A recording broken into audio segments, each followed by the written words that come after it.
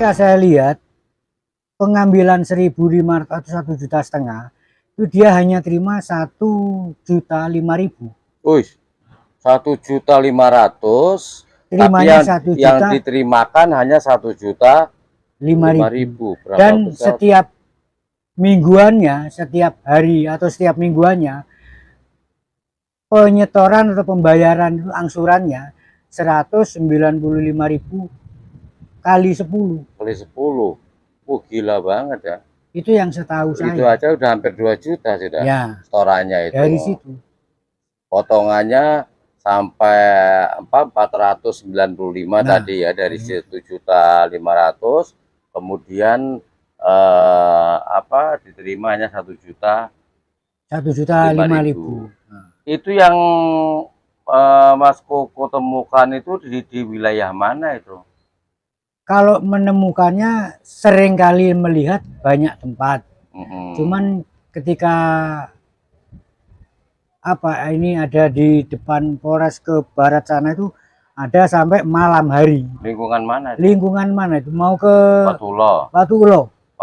Lingkungan Watuulo itu masuk Kelurahan Bakungan, Kecamatan di sana. Di sana sampai sekitar hampir jam 9 malam. Terjadilah istilahnya engkel-engkelan sama 4 percekcokan 4 petugas dari bank atau koperasi tersebut.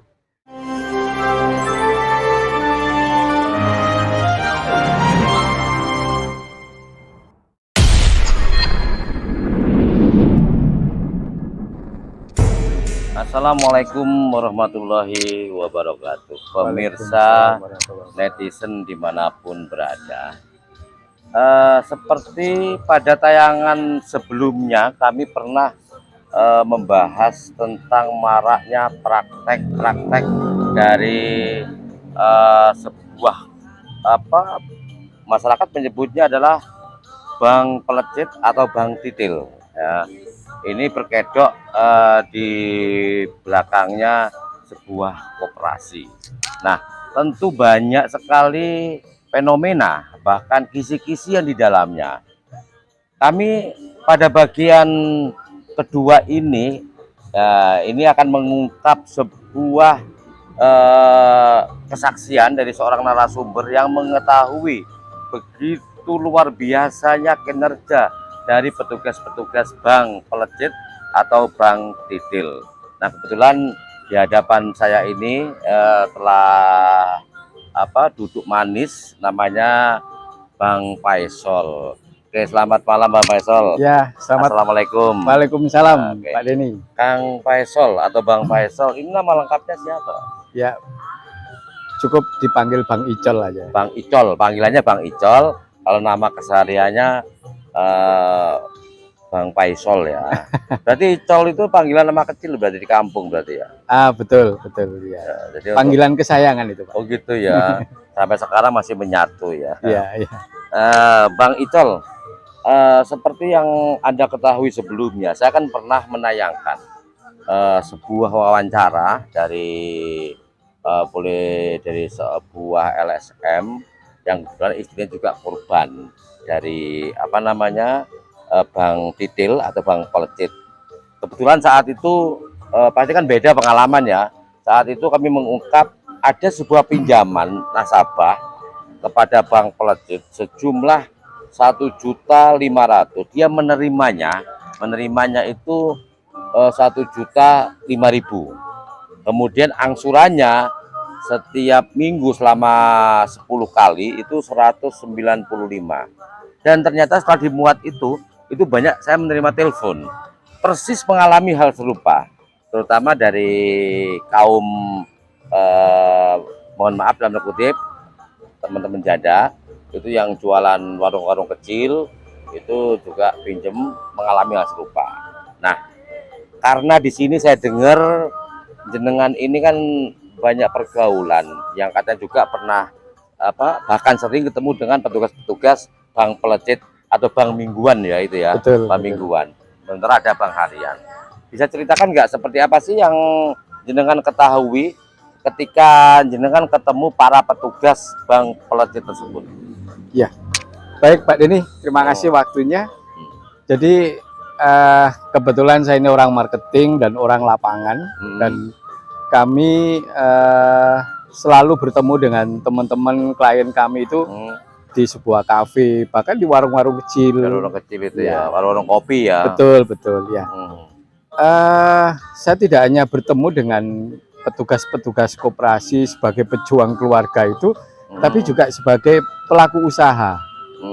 Mereka yang notabene-nya adalah anggota dari beberapa koperasi. Artinya nasabah maksudnya. Betul, betul. Mungkin kalau di dalam dunia koperasi namanya anggota mungkin. Anggota ya.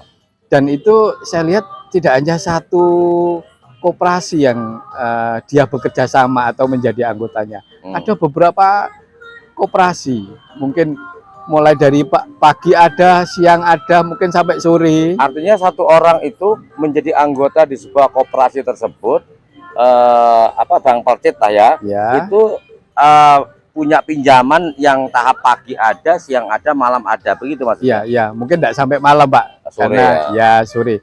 Dan itu bisa lebih dari satu koperasi. Pinjaman. Betul. Nah, ada dua sisi nanti yang akan saya sampaikan. Pertama adalah ketika saya menggali di para petugas ini, dan mereka salah satu adalah menurut peminjam memberikan solusi. Tapi di balik itu saya rasa dengan tadi perhitungan yang Pak Denny pernah sampaikan itu memang dia sangat berat. Bisa dikatakan bebannya sangat tinggi, tapi bagaimanapun ini sebuah solusi kebutuhan. Nah, di sisi lain para petugas ini sudah bekerja sesuai dengan fungsinya. Tapi yang namanya manusia, Pak, pasti ada sebuah keluh kesah di sana. Contoh mungkin di petugas ini ketika datang ke salah satu warung-warung atau anggota-anggota itu tidak jarang akan menemui orangnya. Gitu, atau menagih maksudnya. Betul, Pak. Nah, ini menjadikan kendala buat mereka, bahkan bisa sampai datang 2-3 kali. Kemudian di sisi lain petugas ini juga memikul beban yaitu sebuah target. Pasti di tempat kerjanya ada sebuah target. Berapa kredit yang dia kucurkan, berapa uang yang harus masuk. Oke, stop dulu. Ya. Oke, target.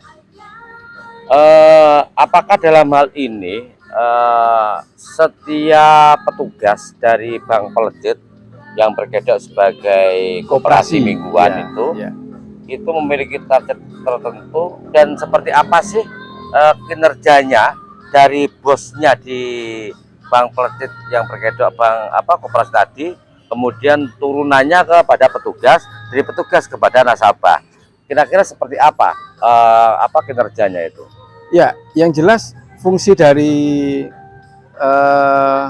wadah yang namanya koperasi tadi, ada yang namanya pencairan kredit atau pinjaman. Nah, ini harus diimbangi dengan uang yang masuk, bahasanya sortingnya. Nah, itu pasti setiap petugas punya target di sana, Pak. Sesuai berapa targetnya itu? Kalau saya ada pembicaraan itu ada yang 30 juta untuk kreditnya, bahkan yang nasabahnya besar pun ada yang sampai 50 juta. 30 atau 10 atau 50 juta itu target untuk 1 minggu apa 1 bulan? Untuk 1 bulan. 1 bulan. Ya. Sebaliknya juga begitu. Ketika ada target uang keluar harus diimbangi dengan uang masuk. Nah, uang masuk inilah yang mereka harus berjuang ya, keliling, kadang sampai di Kalibaru, Glamor. Mereka ada hari-hari tertentu yang menyasar ke daerah-daerah itu. Banyuwangi pokoknya. Betul. Oke. Dengan target 30 hingga 50 juta ya. Itu kira-kira seandainya ini tidak mampu menghabiskan untuk dipinjamkan ya, ada nggak konsekuensi, apalagi tidak bisa mengembalikan sesuai dengan yang dipinjamkan tadi dari bosnya itu, menurut pengakuan dari petugas? Ya, yang jelas mungkin kalau melempar pinjaman mungkin sangat mudah Pak, karena pasti para anggota-anggota itu kalau ditawarin pinjaman banyak iyanya Pak. Karena apa? Ya, betul, betul. Diimbangi dengan sebuah kebutuhan baik untuk perputaran dari usahanya. Namun yang menjadi kendala ini adalah kadang pada uang masuk Pak Denny. Ya, karena uang masuk tadi, apalagi dengan situasi seperti ini, yang kuliner-kuliner, toko-toko atau warung-warung mengalami penurunan. Jadi terlihat dari daya beli masyarakatnya itu sudah mulai menurun. Nah, ini yang menjadi kendala, keluh kesah teman-teman. Oke. Ya. Oke. Sekarang begini, dari petugas tadi itu kan mendapatkan modal sesuai target dari bosnya. Apakah petugas ini juga bertugas untuk melakukan penagihan kepada nasabah yang mendapatkan pinjaman tadi atau bagaimana? Ya otomatis Pak, karena begitu. Petugasnya mencari anggota, dan yang tahu anggotanya adalah petugas itu, otomatis tanggung jawab dia untuk mengembalikan uang itu. Betul, bahasanya untuk menarik setorannya Pak. Nah, berarti dalam artian mereka saatnya lepas meminjamkan uang 30 juta, berarti dalam waktu tertentu sesuai yang dijanjikan dan sepakat dengan bosnya harus kembali itu ya. Betul. Baik. Ya. Tadi kan saya ceritakan pada tayangan sebelumnya. Ini ternyata kami menemukan di lapangan itu beragam. Kalau pertama kami muat, ini yang kami tayangkan itu ada pinjaman 1.500.000, menerima bersih 1.005.000. Ya, 5.000. Nah, kemudian setornya 10 kali dalam setiap minggunya sebesar 195.000. Ini kan luar biasa. Nah, sekarang pertanyaannya begini. Teman pertama kami seperti itu. Kalau dengan petugas-petugas yang Bang Icol temui itu, mereka itu menentukan bunganya berapa sih dan berapa juga potongan yang diambil dari uang pinjaman itu? Ya. Kalau pengalaman saya ketemu dari beberapa teman-teman petugas itu yang di lapangan, rata-rata mereka standar Pak. Standar ya. Betul. Jadi saya ambil contoh dengan pinjaman 1 juta, di awal mereka dipotong, bahasanya adalah administrasi. Jadi 10%-nya dapatnya 900. Betul. Kemudian kalau mau bayar 10 kali bisa 130, kalau bayar 13 kali bisa 100.000 kali 13. Total akhir kalau terpenuhi sesuai dengan tenggat waktu ketemu berapa itu? Ya kurang lebih antara 1.300.000 sampai 1.400.000 Pak. Berarti kurang lebih ya lumayan juga persentasenya ketemunya. Betul. Kurang dan lebih 40% ya? Ya. Dan ketemunya. Saya lihat anggotanya juga sepakat itu Pak. Mungkin karena kebutuhan. The power of kepepet tadi Pak. The power of kepepet. Ternyata kekuatan orang kepepet itu sangat butuh untuk itu kan. Betul. Gitu. Ya. Oke. Terus gini, mereka ini pernah nggak mendengar keluhan mereka ketika bertugas ini bahwa bisa memberatkan nasabah, atau sebaliknya mungkin dia merasa keberatan atau merasa lelah dengan target yang ditentukan oleh bosnya? Kalau soal itu rata-rata formatif jawaban mereka. Ya, ini ketentuan dari lembaga kami, ini ketentuan dari... Saya sempat protes itu, Mas, itu kayaknya kebesaran Mas, kalau apalagi dipergunakan dengan pelaku usaha yang retail ini. Ya sangat kecil lah. Betul. Ya, itu ya kembali lagi jawaban mereka adalah ini sebuah regulasi atau aturan dari masing-masing koperasi, dan itu rata-rata sama Pak Denny. Oke. Sekarang bicara persentase ya, berbanding dari kami pada tayangan pertama dengan saat ini ketika Bang Icol ini nemui beberapa petugas kan begitu. Tentu mereka tahu bagaimana menyiasati untuk target yang sudah dibebankan oleh bosnya. Pertanyaannya gini, pernah nggak mereka itu mengeluh mungkin target tidak terpenuhi, baik target peminjamannya maupun pengembaliannya, pernah nggak dari mereka? Pasti dong Pak Denny. Jadi pelaku-pelaku atau petugas-petugas itu pasti mengalami yang seperti itu. Jadi mungkin target kreditnya juga terpenuhi, tapi target setoran masuk tidak. Dan itu mungkin sudah ada aturan yang mengikat dari sebuah lembaganya atau koperasinya. Mungkin ada sebuah konsekuensi gitu. Entah bonusnya nggak keluar dan lain sebagainya. Nah, Gitu itu ya? salah satu keluhan-keluhan dari mereka. Tapi kami yang orang-orang marketing ini selalu memberikan support terhadap teman-teman yang Bekerja itu ya. bekerja itu. Yuk, jangan sampai kita ini menyerah, karena bagaimanapun profesi ini adalah yang sudah pilihan Anda gitu. Apalagi jangan sampai Saran saya, memberatkan ya. betul, saran saya ke mereka, yuk hadapi mereka, para anggota-anggota atau para mitra-mitra itu dengan cara yang baik. Kenapa? Dengan bahasa pendekatan mereka pasti akan memperhatikan. Jadi jangan ada bahasa kekerasan dan lain sebagainya. Selain itu, pasti harapan mereka juga berharap utangnya segera lunas, tapi apa daya kadang kondisinya yang tidak memungkinkan. Karena pendapatan. Jadi, betul, seperti itu Pak Dini. Oke, Bang Icol, sebelum kita lanjut, kita minum dulu kopinya. Ya. Gigi.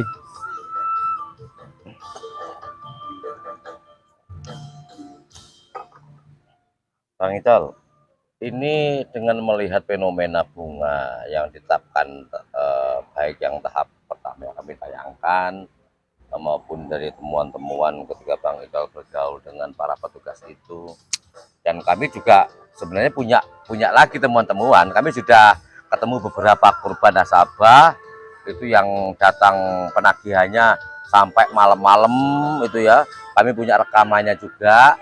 Rekamannya bagaimana mereka cara menagihnya, bahasa dipakai, terus bagaimana terjadi pertengkaran dengan nasabah sehingga nasabah marah-marah dan sebagainya. Termasuk kami sudah menemukan markas-markas dari beberapa bank peletit yang berkedok operasi tersebut. Ya, nanti akan kami tayangkan juga nanti kesaksian dari para petugas maupun korban-korban ini pada bergulir. Ya, ya. Oke, kita sekarang menyangkut bunga ya, menyangkut bunga. Yang ditemukan Bang itu seperti itu. Yang awal kami tayangkan seperti tadi yang saya ceritakan. Bang Icol ini kan dulu saya dengar ini backgroundnya kan pernah bekerja di sebuah perbankan. Ya, betul ya? Ya, enggak, ya pernah lah, cuman Pernah, ya. tidak Pernah. terlalu berpengalaman lah. Ya. Ya. Sekarang menyangkut bunga sekarang. Kacamata orang yang pernah ada di perbankan itu kira-kira memandang fenomena bunga yang tapelan mereka itu seperti apa sih kira-kira menurut Bang Icol? Oke, kalau bagi pelaku usaha Pak Denny dengan memberikan sebuah kompensasi jasa seperti itu ya memang berat Pak, berat. Apalagi yang model-model ada bank harian, bank mingguan. Contoh bank harian itu hari ini kita pakai, besok sudah ditagih. Ya. Sebaliknya dengan mingguan mungkin ada rentang waktu 1 minggu. 1 minggu. Tuh. Cuman memang kalau saya cermati ya sangat tinggi terkait dengan jasa yang diberikan dari pihak lembaga. Padahal beberapa lembaga-lembaga atau bank-bank yang didikan dari pemerintah itu memberikan sebuah pinjaman yang sangat rendah, lunak juga ya. Betul. Nah, kalau saya hitung dengan pinjaman 1 juta ketemu kita harus bayar 1.400.000 itu ya kurang lebih 40% ya. dalam waktu 13 minggu atau 10 minggu. Ya. Oke, kalau itu menurut Bang Icol memang besar bunganya ya. Dari teman-teman itu sebenarnya apakah dari koperasi yang berbadan hukum dengan kelengkapan izinnya, apakah mereka sebaliknya menurut Bang Icol pengakuan mereka? Ya, setahu saya mereka yang menjalankan bisnis koperasi dengan mencari sebuah anggota, ya otomatis para pengurus baik owner ini sudah mempunyai izin itu, Pak. Izin lengkap ya. Betul, betul. Cuman prakteknya yang menyimpang di lapangan gitu Betul ya. Mungkin ada beberapa koperasi lain yang bahasanya masih dompleng apa dan lain sebagainya. Yang penting uang dipinjamkan dapat bunga dengan bunga besar, hasil meningkatkan begitu. Betul, betul. Mungkin ada lagi pengalaman Bang Icol ketika ketemu dengan mereka memberikan sebuah kesaksian, mungkin belum tadi di luar pertanyaan, mungkin silakan gitu. Ya, yang jelas kesaksiannya itu mereka banyak ngempet, Pak.